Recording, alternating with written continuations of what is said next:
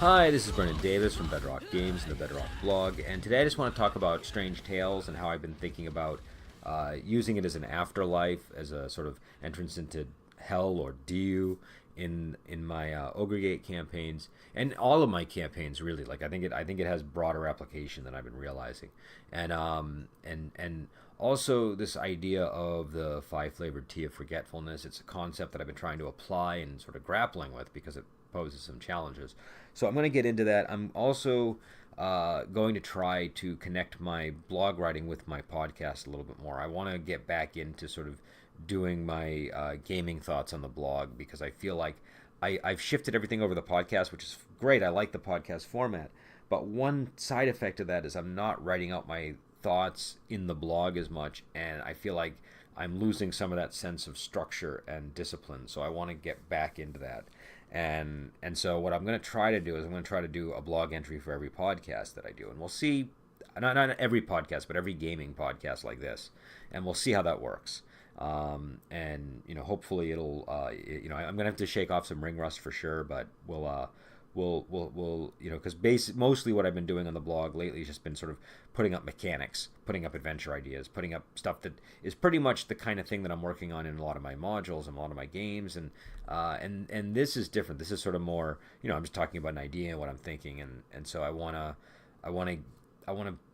just get back into doing that. I just think that I'm worried about my writing and my thinking becoming too lazy. So we'll see what I can do. I would like the content to be different for each one, but also complementary. So I want there to be things in the blog entry that you won't get from the podcast, and things in the podcast you wouldn't get from the blog entry, and to have them both sort of play to the strengths of the mediums that I'm using there. So we'll see. I mean, that sounds probably a lot more lofty than what I'm actually doing, which is just sitting in front of a mic and talking.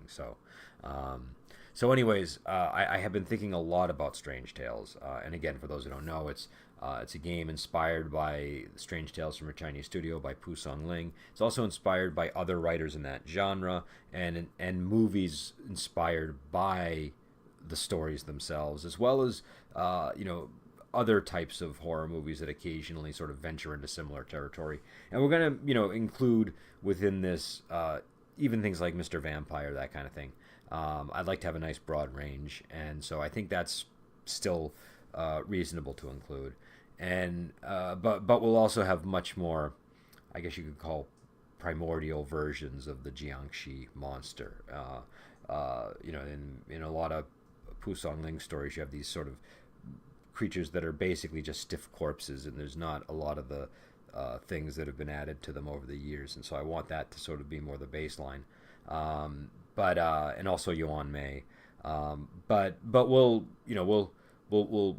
cover that in another podcast because that's not what I'm talking about today.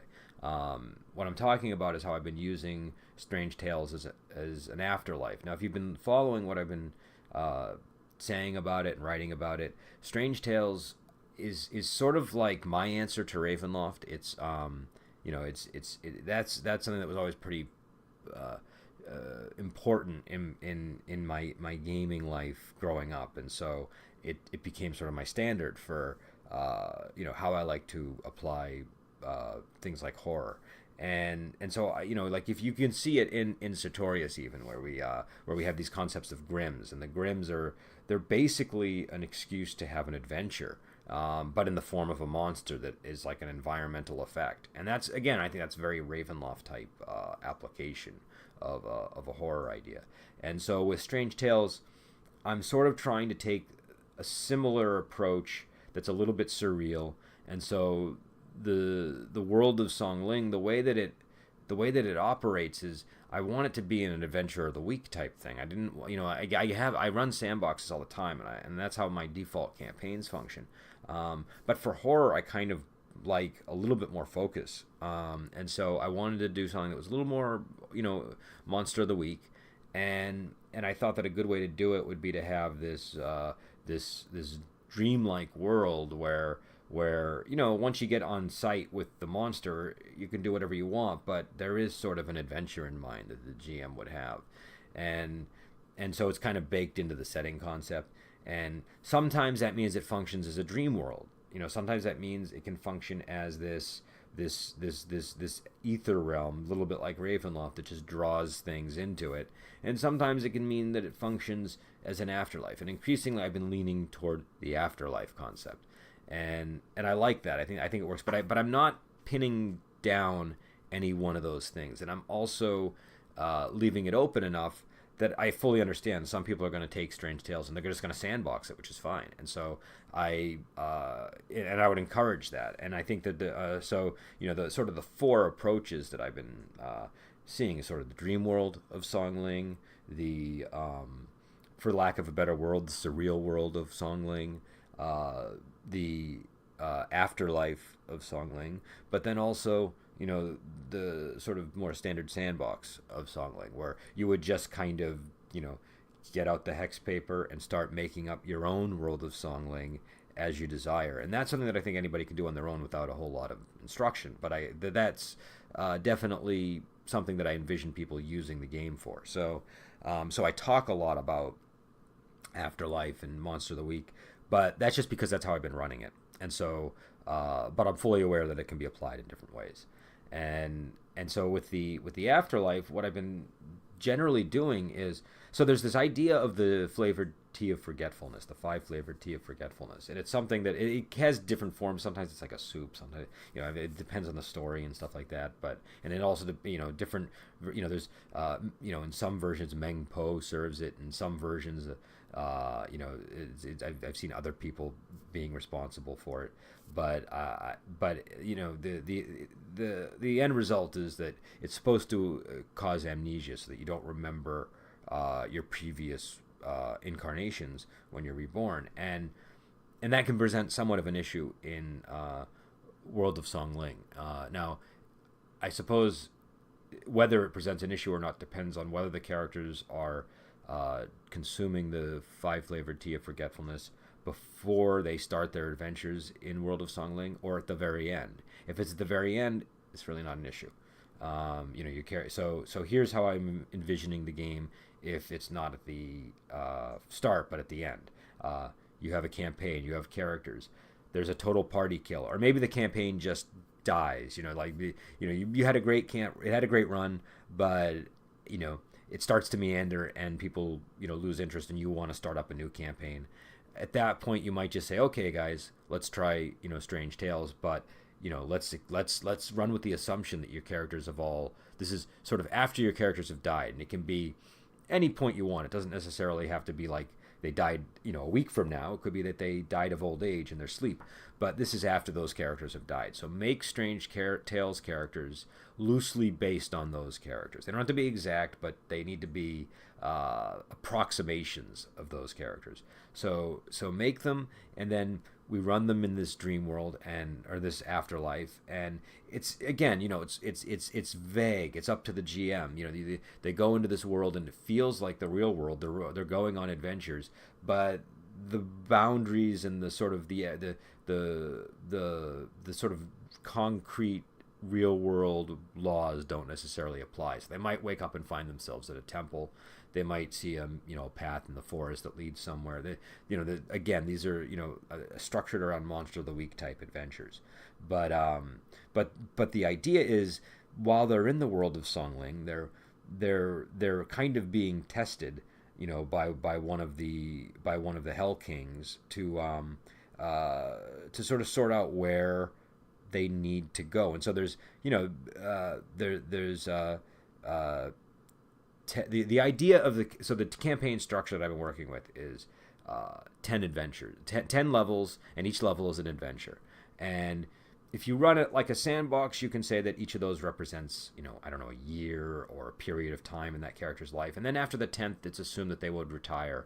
And if you're running it in sort of like a more real world type scenario, then they can pass on their wealth to the next generation of characters, and you start over at level 1 and you go back up again. But if it's an afterlife adventure like I'm talking about now, well, it's a little bit different. Each level would presumably be one of the courts of hell in DU, and so you in each adventure is really kind of like a way of either testing or purifying the character, or just determining what punishment they need to suffer before they reincarnate, but also determining how they reincarnate. And so what I'm imagining, just to simplify things, is that each level would be a potential positive or a negative karma point. And and when you've tallied it all up at the end, the DM would sort of decide, okay, was this character, did they gain a karma or did they lose a karma? When you tally it all up at the end, that determines what happens to them when they make a new character in the regular setting. So I'm very much using this as an interim type setting where, okay, we're running a series of 10 Strange Tales adventures, and when all is said and done, I'm going to look at the karma points that everybody's gotten, and if this guy has 10, then that's going to mean some things. And I'm going to keep that fairly loose. I don't want to create a whole subsystem of this is how you have to apply this, but it's just sort of a general thing where, okay, because this could be applied to virtually any game, so I don't know if people are going to necessarily be using it for Ogregate. So but the way I might use it is I would say, okay, if they have 10 positive karma points, then that's going to mean that they have wealth, they have access to really good kung fu techniques, they don't really have any flaws, which is a bad thing, by the way, because that's fewer character points for. So there are downsides to good karma. They just things like that. And if they have zero karma, maybe they're just a regular character, and if they have negative karma, maybe they have a lot of flaws and they don't have a lot of wealth and they don't have access to a lot of resources, but the flaws give them a lot of character points to spend.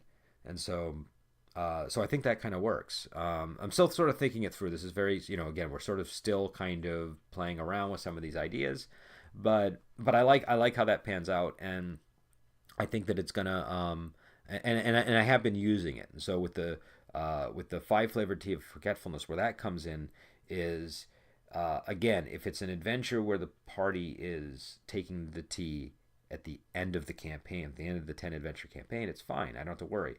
But let's say I'm imagining Meng Po serving them this tea before they go on their adventures, before they go through the different courts. Well, then, and again, I know that Meng Po is the 10th court, but if I depending on how the campaign is structured, I think that the approach there, you have to invert everything. So instead of playing the regular campaign first, you play it second. And I did that a couple of times where I ran characters through a Strange Tales series of adventures, and then when they got to the end, they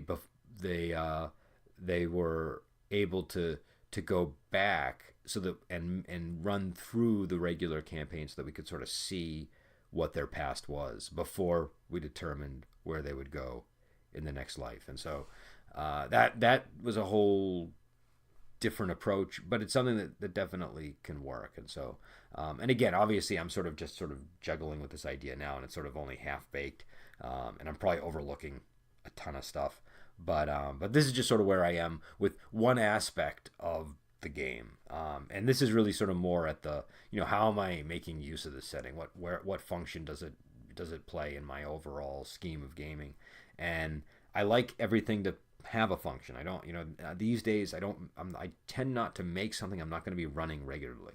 And so Strange Tales, I've just been finding its function in my regular gaming, and so that's where it resides. So we'll again, I'm already coming up to the 15-minute mark, so I'm going to leave it there. But I think that you'll see more Strange Tales stuff in the near future. I've just started to get the cover art from Jackie Musto, which looks amazing, and we're now getting on to the interior art, and we have all the maps. And now it's just a question of doing some more playtest and refining things. I am going to limit it to 100 pages. That does mean we're going to have more mechanics, more abilities, more adventures than anything to do with the setting material and stuff like that. The setting section is really small.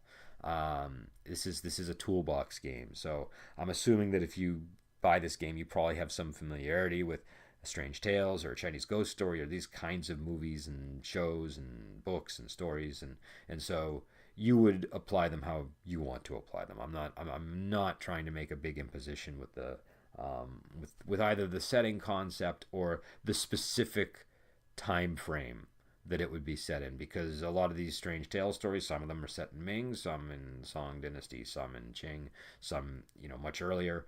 I don't want to. I don't have room in a 100-page book to really, like, if I did do that, it would need to be a fairly extensive, this covers thousands of years type thing, and so I want to keep it fairly light. So I'm gonna assume people can manage that, and we have stuff in the Ogre Gate book if they need something on like Song Dynasty or something, but I would generally just urge people to research and decide what works for them.